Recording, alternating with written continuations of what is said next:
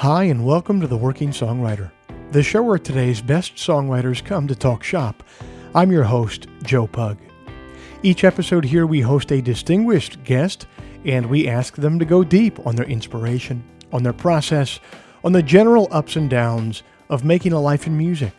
So, whether you're a grizzled veteran on an AOL message board having a vicious Beatles versus Stones argument, or else a scrappy upstart, on a Reddit thread, arguing the difference between genuine emo and pop punk, this is your show. Because ultimately, it is what every writer seeks most, an ironclad excuse to put off actually writing.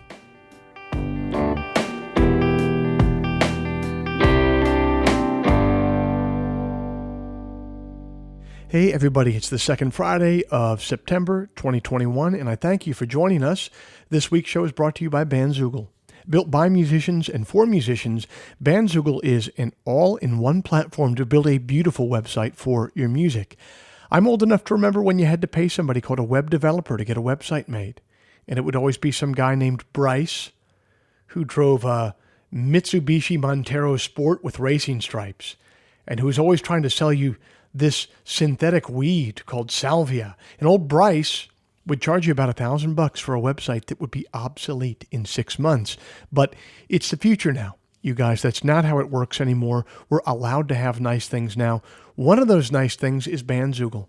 Bandzoogle powers the websites of tens of thousands of musicians around the world, from weekend warriors to Grammy winners. All the features you need for a professional website are already built in. Hosting and a custom domain name, dozens of fully customizable design templates, tools to sell your music and merch commission-free. The Working Songwriter podcast listeners can go to bandzoogle.com to try it for free for 30 days. Use the promo code TWS to get 15% off the first year of any subscription. If you'd like to hear some of my music live in the coming months, every single Sunday night at 9 p.m. Eastern, every single Sunday night, I'm over on YouTube for Sunday Songs. That's a live stream. I'm live. I'm playing music live. I'm taking questions live in the live chat. I'm taking requests there. It's a really fun, really interactive hour of entertainment. And I think that we're building something of a community over there on Sunday nights, including many people who are listeners to this podcast. So come on over and be a part of it. Every Sunday night, 9 p.m. Eastern, on YouTube, go to joepugmusic.com and click on the live stream tab. Finally, if you enjoy this podcast, if you'd like to help it remain a viable endeavor for me, here's a couple things that you could do to help. First, you could become a supporter of the show over at Patreon. Patreon is a platform that allows you to directly support creative endeavors that you find meaningful. You just head to their site, Patreon. You search for The Working Songwriter, or you search for my name, and then you sign up to kick in a few bucks every month for the show. Think of it as a voluntary subscription, a subscription that you certainly don't have to pay for, but that you choose to pay for simply because you dig the show and because you won't miss a few bucks at the end of the month. If just 1% of our listenership would kick in the price of a cup of coffee every month, it would make an immense difference. So thank you to everybody who supports over there at Patreon right now. I really appreciate you. And if you're not in a place to do that, I totally understand. You could still help out the show for free in one of two ways. First, you could leave us a review in the iTunes store, a positive review at that. Or you could also simply tell a friend about the show. Spread the word about the show to someone who you think might dig it. The simple math on those two things is that they will help me much more than they will be a pain in the ass for you. Okay, that's all the harassment I have for this week. It was great to talk to Josh again. This is his third time on the podcast, but with this new book coming out, we thought it would be fun to have him on again. I think that this is my favorite appearance of all three that he's done, because he really got into the nuts and bolts of writing on this one. So I hope that you enjoy it.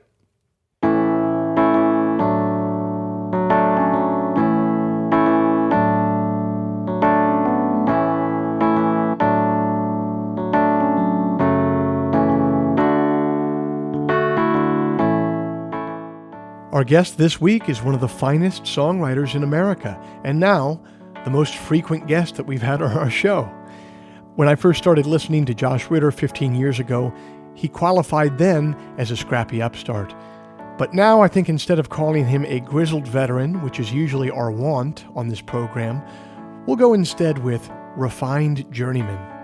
Josh Ritter got his start playing open mics in Boston in his early 20s when he was discovered by Glenn Hansard, the lead singer of The Frames. He was then invited over to Ireland to open up a tour for The Frames. That was all the jumpstart that he needed. He would later break onto the national stage in the U.S. with his album The Animal Years, with his now iconic song Girl in the War. He's recorded for Signature Sounds, V2, Sony BMG, and Victor Records. He's collaborated with Bob Weir, Jason Isbell, and many others. He's appeared on Late Night with David Letterman, later with Jules Holland, and Conan O'Brien. He's shared the stage with Brandi Carlile, Gregory Alan Isaacoff, Kathleen Edwards, and many others. Josh is on the heels of releasing his second novel, entitled The Great Glorious Goddamn of It All. Publishers Weekly calls it sweeping and magic-filled. It resonates with a shimmery, deep-seated humanity. Josh Ritter scores another hit. Josh and I have been friends for years. He's helped me out countless times in my career, for which I'm always very grateful, and it was a treat to get to speak with him again for this show.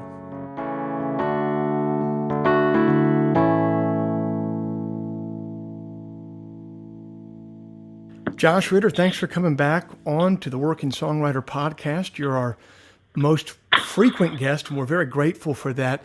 So you got your second book coming out. You've released a slew of albums over the last 2 decades. You're regularly posting paintings to Instagram. You have 2 kids under the age of 10. The first question for the show today is, and this is a serious question, it's not a joke, how the hell do you manage your time to get all this stuff done, man? Well, I'd say like really it's like through the amazing and wonderful help of my incredible partner Haley Tanner. You know, she's just an amazing person, and kind of all things are you know possible with you know the kind of like support and enthusiasm she like brings to like being with me, which I'm so lucky, you know. It's really, so that's what I mean. That's the easy short answer, and then the fact is that I work so. I think you know the pandemic has brought up to me like you know made me realize you know that my work. You know, working on whatever it is I'm working on gives me a sense of security and a sense that the world is still spinning on its axis, if you know what I mean. Like it's one of those it's just so important to me to work like kind of all the time, you know, getting stuff out. I sort of think about it like my head is like the attic, and I've got to get everything else out of the attic and down onto the street where I can see it. Otherwise, it builds up, and it's no fun. Gotcha. So you look at it as getting all that stuff out of the attic. Do you look at that as like you have a responsibility to get this stuff out and get it out into the world? Or do you look at it as you're going to be much lighter and your life will be better if you can get it out of the attic and onto the street? I'd say the latter. You know, the really like you know I'm not. I feel that the art of whatever kind is like it's like an excretion of the body. You know, it's like a thing that is just very. It's something that comes from us and is made tangible. And for that reason, it's like it shouldn't, you know, if you're lucky, you know, you can keep that channel unblocked. And for me in my life, that just makes me happier. And I think I've like, you know, like a lot of my, you know, friends and contemporaries have, you know, found, you know, tried to find a way to you know make that like process into a life, you know. Have you had periods where things were blocked up in a way where everything stayed up in the attic, and if you did, why was it like that, and how did you fix it? Yeah, I did, and I started to, think about just like what kind of like artist I am. I think everybody has to define that for themselves, but I think at my core, I'm a very recombinant artist. I take a lot of things that I see around, and they kind of swirl together in a big pot, and come out as something new, and that's so in that sense, it's like I realize that it's important for me to keep on putting input in, keep on seeing things, keep on, discovering stuff, and for that kind of a process to happen, you have to have you kind of have to have the biomass, to work with. Yeah, you need to be putting stuff up in the attic for you to bring it down and recombine it on the street. Yeah, yeah. Totally. Yeah. You can. Yeah, exactly. It's interesting. I think those 3D printers are so fascinating. How you can you put in like this raw material, and then it forms however you decide to make it. But you have to kind of put that raw material in. Do you know any artists personally? Your description of yourself as a recombinant artist, taking in all these outside inputs and then forming it into something of your own. That's something that rings true for me. I would maybe describe myself in the same way. Do you know any artists who are of a different type, who are just kind of making things basically out of thin air in a way? Have you ever met anyone like that? Well, I don't know if I guess it just depends on what is considered art, but I think that there are people who bring something incredibly natural and fluid to a process, and I think that's really that's really amazing, and in so doing, if that if they have a way of expressing themselves, and over time, take somebody like the uber artist like Picasso or somebody like that, he had this long career, and was able to go through a number of different phases, and explore a number of different facets of his own personality, and through his art. And I think that's that allowed him to be very original, but at the same time, he still owed so much to so many. Right. Yeah, but I guess my short answer is no. I don't think I know anybody that's that is not like a sponge that soaks up and then is emptied. That's it's so fun to watch people who are doing their work and doing that whole thing, because it's something that is so familiar. It's funny, you were saying that there are some people who have a fluidity to their process that makes it look so natural. And I'd agree with that. I don't know anyone that's making anything out of thin air, but I do know some people that are so smooth with what they do. At first glance, it really does look like they are creating it out of thin air. But then once you dig a little deeper, like you're talking about, of course it's coming from somewhere. Of course it's coming from some sort of reference. They're just a lot better than I am at hiding that. Yeah, you're right. It's I think it's true that there's that part of the process is erasing the footprints. Yeah. Yeah, totally. I think you're so right. It's such I really, one thing I really like about, and I've recently done a lot with my records, has been to put out alongside the finished album, the demos, Mm-hmm. just because I'm a big believer in the idea of the process is fun to take part in.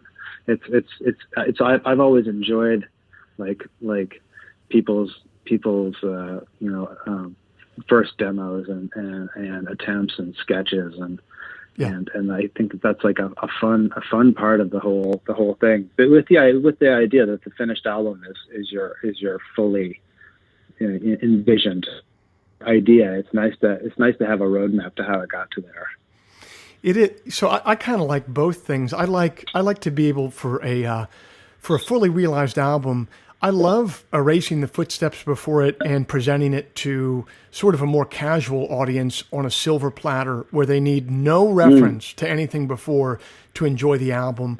And then I feel like you're almost the process that you're describing where we present like demos or sort of in between steps. It's almost for like a different audience. It tends to be for like an audience that's super into your work, or maybe an audience of other artists that like your work and they want to know how you got there. It's almost like two different audiences that you'd be presenting those two projects for.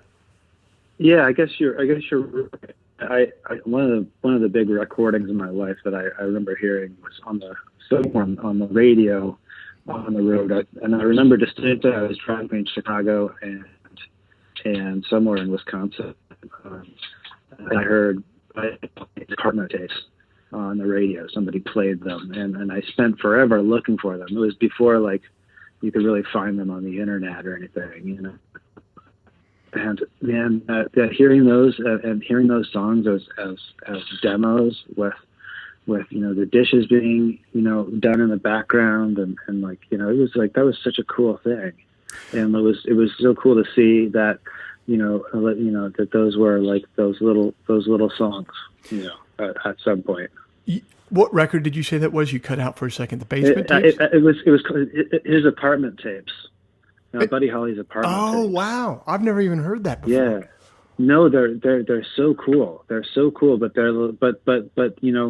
you like you say that there's the Buddy Holly records, and then if you want to go deeper, there's amazing, that stuff is so amazing. But it's so beautiful and like and nice to see something so done so, like you said, with such fluidity. Mm.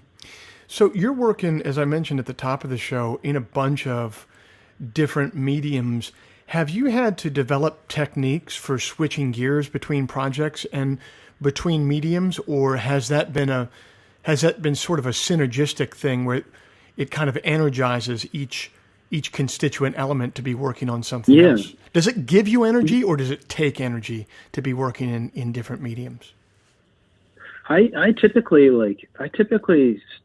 I've found over time now that I tend to like treat the different mediums like fields, in rotation. There's like a field that lies fallow, and then a field that is growing something that gives something to the soil, and then something that like takes something from the soil, and that it's really, really important for me to move between those things. And I did a lot of searching and have done in my life for those things that give me that sense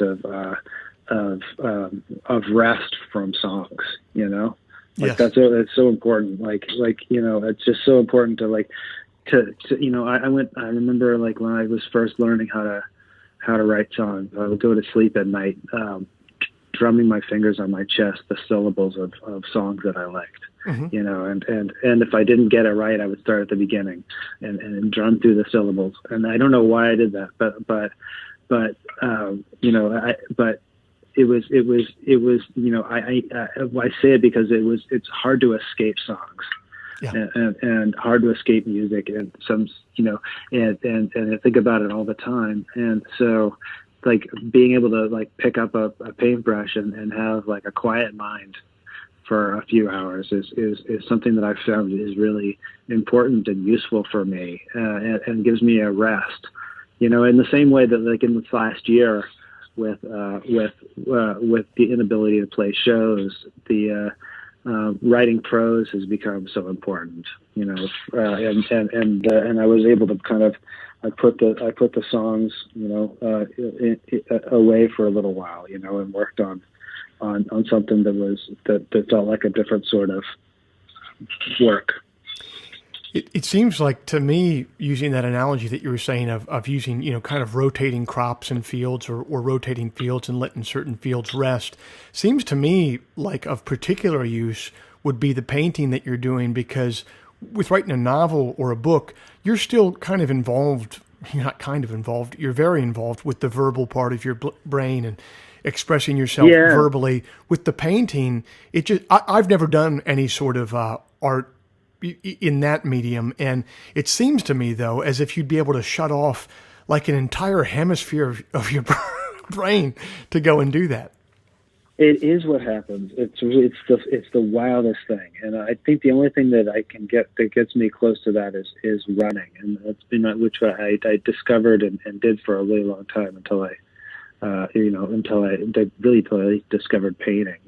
It was like it just shuts down so many of your just your everyday kind of wants and cravings and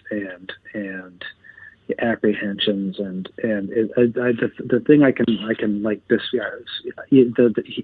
it feels like snow is falling on your body. It feels like this sense of peace is like a veil, and wow. It's really so nice. And also I think that there's something about painting which I felt with running, which is I don't I know I'm just learning how to do it. It's just something that it's just a personal thing. It feels good to do it, and I don't feel like any other pressures to be good or to be in any way kind of innovative or anything like that. It's just like a moment of quiet and calm.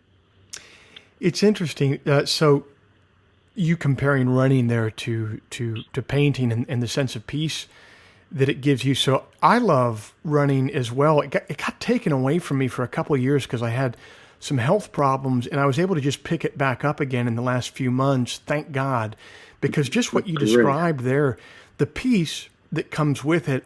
I used to completely attribute that to how good it was for like your cardiovascular system, and I'm sure that to a certain degree that's true, but coming back to it right now and myself and falling in love with it again, I think that the benefits are not even close to being constrained to the physical benefits that you get from it. I think that the mental and sort of spiritual benefits of running, it ends up becoming more than the sum of its parts at a certain point. Oh yeah. Yeah, I fully agree with you. I think so. I think it's like sunlight to a light bulb. Yes. It's just like the full spectrum of it all is something that's like we couldn't hope to quantify that kind of good feeling. Yes. It's just, but yeah, that. Have you read that the Murakami book on running? What is it? What I talk about when I talk about running, or something like that? Yeah. Yes, yeah, I have. Yeah. Well, I love that. It's a really cool book. So talk to me about this. Is it easier to write an album than it is to write a book? Yes. Yeah, it is. Like, and I think that it's like there are differences. There's for all that I've thought I knew about writing novels because I wrote one, which is, I found out I don't really know that much. It's still a series of tricks to try and like to get the right words on the page and not embarrass your own self. It's still like writing is still like it's to be done right. It takes tons and tons of revision and tons of just of brain power to write anything. But the two types of writing are so different. And I find that like that there are times with writing a piece of prose that I'm writing with a song mind, and I'll have to like switch over into my kind of more of my novel writing, so it means that I'll get deeper into the details. I'll get deeper into the motivations of the characters, and like more, I'll discover more of the characters of the people as I write the prose. That doesn't mean that like a song story can't just stand on its own. But it is fun to take a story and like that is concise like a song and kind of explode it. It's funny, that kind of seems like a double-edged sword, because in some ways the good part of switching from the song brain to your novel brain, the good part is you have more room. You get to do it with more words, so you have more room to write. But then the other side of that sword, which must be tough, is that you don't have any melody or rhythm or accompaniment to give you all the suggestion of all the rest of the details. Like a lot of the time, those can come in and suggest for you a multitude, what would take, paragraph upon paragraph or a whole chapter to suggest. Well, yeah, I think that's interesting, because there's like a, I agree with a lot, except when it comes to like rhythm, which I think that is weirdly both in the language that you choose, and also in the kind of the macro sense of how a novel is laid out and how a story is told.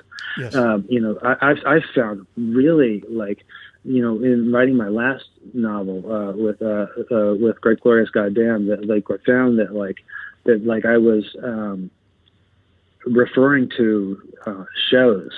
Not referring to shows in the book, but in my own mind, I was thinking about how is a show structured. Mm-hmm. How do I structure a set list, and like how do I build a set list so that there's a rise and fall, and there's like breaks that and then there's songs that allow you to play other songs, and how do you have this emotional experience over the course of an evening, and then how do you do that with a story, and when do you apply pressure to the brake, to the gas, and then like when do you ease up, and so like those things have a weird they have a weird synchronicity in my mind. They're adjacent, like how a novel is planned, and how an album is set listed, and how a show is, laid out. I don't know about you. Like, I don't know. Do you feel like you do that with albums?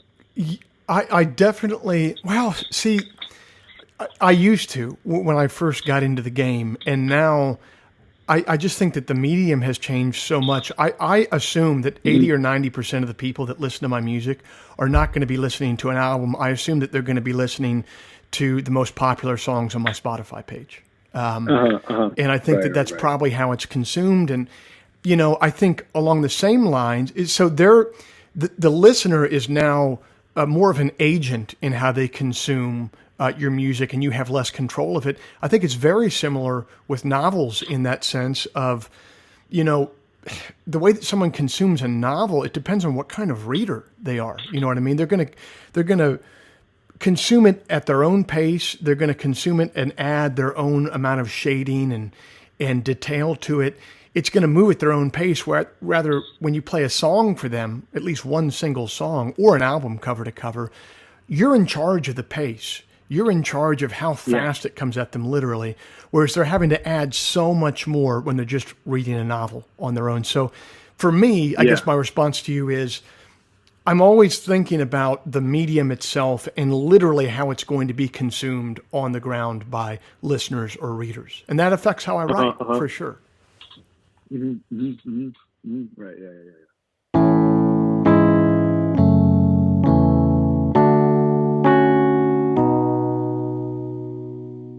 Are you stuck in a rut? Are you tired of listening to that Jimmy Buffett 20th Century Masters CD over and over again and need some new music? Are you sick of making hamburger helper beef stroganoff for dinner every night and you want something new to cook? What you are looking for, my friends, is the Enthusiast Digest. That's my monthly newsletter, which arrives in your inbox the first Sunday morning of every month, bursting with musical recommendations, poetry selections, recipes and cooking techniques for my favorite dishes, and items of general interest culled from the vast cesspool that is the internet. The Enthusiast Digest is free to subscribe to.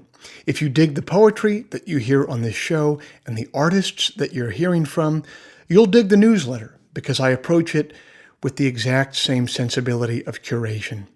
Go to joepugmusic.com/newsletter today to sign up for free. That is joepugmusic.com/newsletter.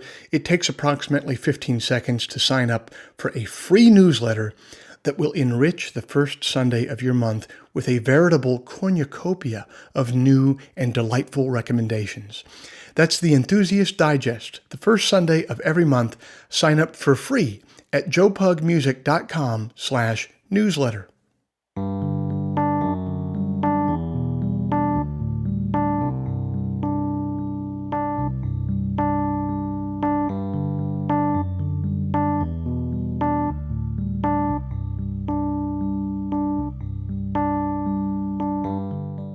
When it comes to Josh Ritter and his music, I've always been a fan before anything else. His music hits my aesthetic sweet spot pretty much directly. Part of what draws me to it is his decades-long refusal to be made a slave to a style of modern realism. Josh's works are often surreal, dreamlike, wryly illogical, and abstract. There are plenty of areas in life where facts should rule the day, like when you're building a bridge, or performing open heart surgery, or calibrating a speedometer. But in many ways, our culture has become overly scientific in areas where it's not appropriate at all. Poetry, fiction, songwriting being chief among them. And there's a wonderful poem by Tom Slay that explores this worship of perceived objectivity and its pitfalls. It's entitled House of Fact, House of Ruin. And this is just an excerpt from it. It's the first part, entitled Homilies from Home. You've got to put your pants on in the house of fact. And in the house of fact, when you take off your shirt, you can hear your shirt cry out, "Facts are the floor. Facts are how you make the right side talk to the left." I'm washing my naked belly clean and doing it with dignity. I'm turning around, trying to see the filthiness that keeps making me filthy. I've scraped away my molecules right down to the atom's emptiness and arranged the map's folds so that nobody can see it breaking into fits of weeping. Now that even our eyes have their dedicated poverties, now that even our eyes are chained to their slavish occupations, whatever the soul lacks drains the soul to nothing.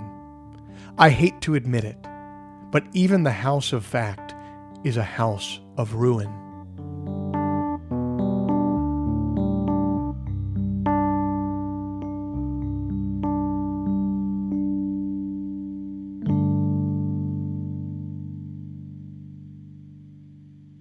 So what does the editing process exactly look like with a book? Like, who would you compare your editor for your most recent book to?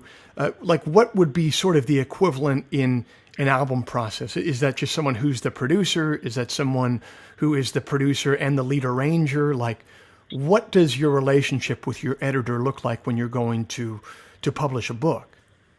Well, I think that the what you have is like, and what I've been really fortunate is that like you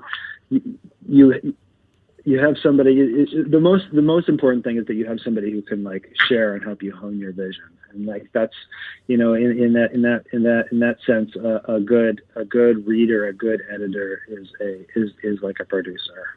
You know, they do this thing where they come in and they have to be brave, you know, and they have to be brave and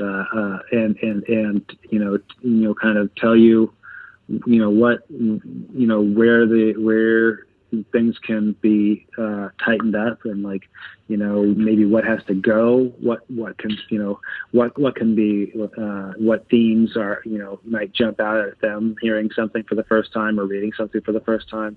Those sorts of things are so priceless, and luckily, like with me, like I Haley, my partner is a novelist as well, and when she, so when I finished one of my drafts of Great Glorious Goddamn, I gave it to her, and she was the first person to read it, and she helped me to like really focus everything, and in the way that like that, and then it went on to my literary agent, who also helped me tighten the focus even more, and then it goes to if it's picked up by a publisher, then it goes to the editors there, and you work again through stuff, and then then it goes through a number of different iterations, like many drafts, and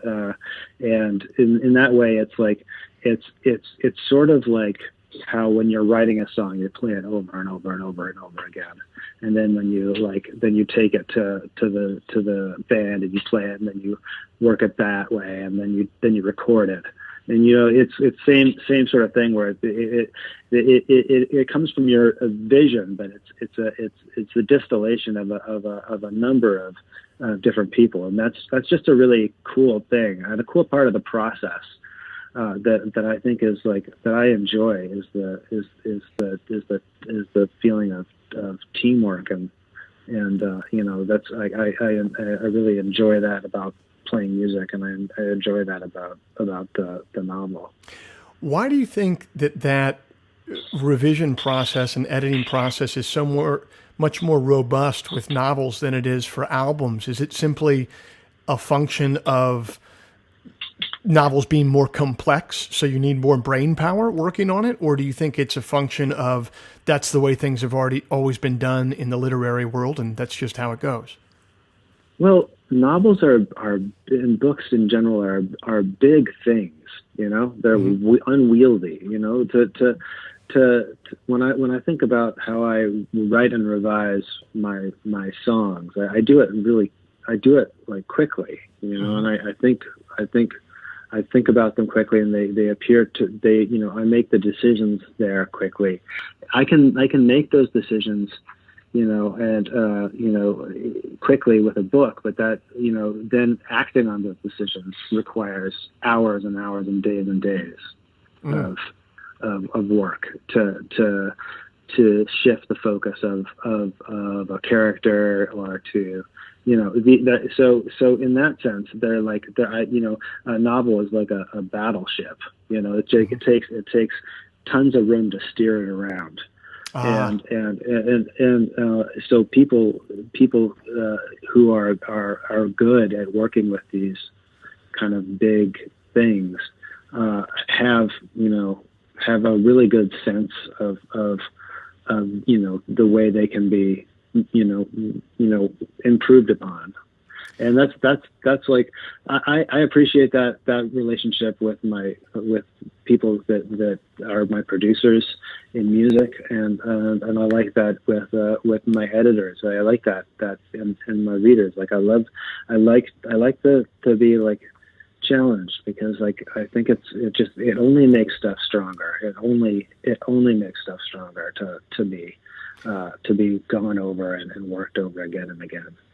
Do you think a novel turns more like a battleship, and a song turns more like a speedboat, because the nature of a novel is the different parts of it are more tightly connected with one another? So if you make a change to a character in chapter 2, that change has to then proliferate across the rest of the book wherever that character shows up. Whereas with a song, if you make a change to a character, it's likely that you won't have to make any other changes to the song. Yeah, exactly. Yeah, exactly that. Totally. It's like you have like a character who you decide you need, halfway through the book, you decide, they need to start the book with a broken arm. Then you have to go back, Right. You have to then you have to deal with all the repercussions of this broken arm, Right. And it's a big process. And I was hearing this thing about how chess players, these grandmaster chess players, they've like, they figure out how much that they use this extraordinary amount of calories, while they're doing these matches, and I think that the body rebels against editing because it's already expended the energy to create the thing. You know, the idea that like it needs more, work is like the idea that more resources have to be consumed. So it's natural to say, oh, I think I'm done. Right. But the fact is that it can always be better. That's a trip, man. What do you think that songwriters in general could learn from novelists and their process? Well, I think the thing that I've learned is that that we're, that across the there's whatever it is, we're working with language, and we can draw inspiration from each other, and I've found much, that most of the people that I meet are rock and rollers at heart. The writers that I meet, the people that work at these amazing bookstores, they're people that I can really relate to because they enjoy art in the same way that I do, and that's really cool. And so, it's really, but and also I would say that what I've learned from writing novels is that it's another ground on which to stand. It's another way of it's another place to be. Well, let me flip it around there. What do you think? What do you think that novelists could learn from songwriters and their process, from the people that you've been running with who seem to be your ilk in the novel writing world? What do you think that they could generally take from songwriters? Well, I think the thing that novelists can always take, is concision. I think that's the one of the biggest hurdles for anyone artistically is keeping it concise. And I don't mean to say that a 500-page novel isn't concise. It can be very concise. Moby Dick is concise. Or precise. But I think that something about writing songs means that you have to write on a grain of sand, or a grain of rice. That's that you have to write small and let those. Can I push this metaphor really and just angle it completely? I insist. When I remember those when you were a kid, those they were like a capsule, and you would put them in water, and a foam dinosaur would come out. Yeah. It was and the capsule would dissolve, and there's this foam dinosaur. It was I don't know why they made these things, but that's what a song is. It's like this capsule that unfolds inside the listener, Yes. and a book is more like it's unfolded before you. It's physically unfolded right there. So they are different, but I think that the concision is the big thing for me. So that was the longest answer about concision. No, that's fantastic. To keep on running with that metaphor in a way. So I think you're exactly right about the way that sort of, the little capsule would turn into the dinosaur within the listener as far as songs go. And as far as a novel goes, that is almost like you have this great expanse that's in front of them that is already, you have the dinosaur already unfolded. In a way, it's the reader's job at that point to push it back down into a capsule so that they can get the information inside of them. I've been reading a lot. Yeah. So what? Sorry, keep going. What were you saying? I don't know. I just returned to reading a lot over the last year because I've had a lot of time, and I find myself. I mean, you want to talk about expending calories while sitting in one place, reading again instead of just scrolling through my damn phone. I can feel the calories coming off me as I'm having to compute what's going on in a novel and make it digestible to myself so that I can understand it. That's fantastic. That's so interesting. Yeah, totally. You're so right. Yeah, it's the path of least resistance is the scrolling feed, man. for sure. And and you're right that like the energy that it takes to read is really so well spent. I agree with you. It is edifying. Well, man, this is our third conversation. This is my favorite of the three that we've had. So thanks so much for coming back on, man. I really appreciate it. Thanks a lot, Joe. Thank you for having me. This is awesome.